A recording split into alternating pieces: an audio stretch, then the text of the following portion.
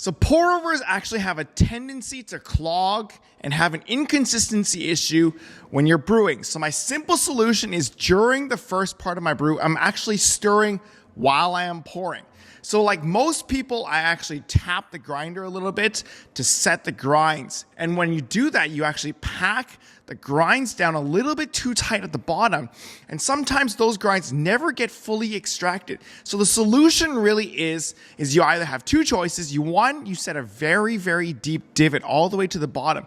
And when you pour really slowly from the bottom, you're going to get all the grounds wet from the bottom up. So this helps with the saturation down there, but it actually sinks the grinds a lot faster and it causes clumping in the middle section of the pour itself. So there's goods and bads to it, but the real solution is to actually stir while you are pouring. And this is because if you're stirring all the way down while you're pouring, you're effectively lifting the stuff that's stuck normally at the bottom up, and you get that up there and you make sure all the water and all the gases are released so all the liquids can kind of just flow through and absorb all the flavors. So my solution is to stir at the beginning of the brew.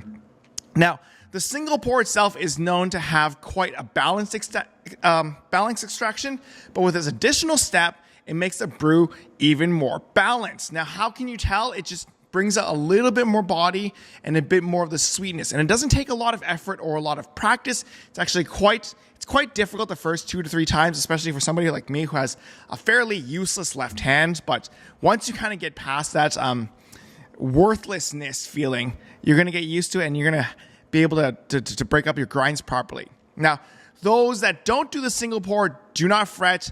It actually works for multi-pours as well. So during the multi-pours, especially in the bloom phase, when you're blooming, the grounds settle down and then it kind of stays there. So my biggest issue with blooming is when it kind of gets stuck at the bottom and it never moves. So the solution is to actually still stir even during the first pour, but you can stir all the way to the end.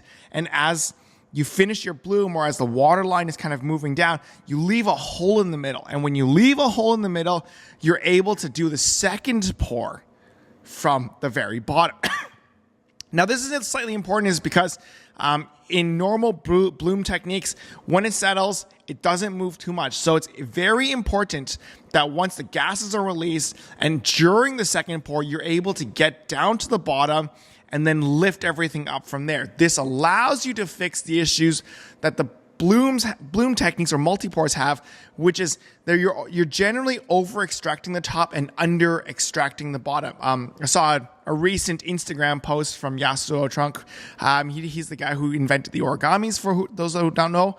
But he was just showing how the top of the dripper or the top of a finished brew, if you lift it to the side, some of the cups that you add water into, they have less color than what's at the bottom, which shows you have a higher extraction with the stuff at the top and lower extraction with the stuff at the bottom, or it's just not fully extracted at the bottom. And so my solution for the single pour is just to actually have a more balanced extraction from both ends.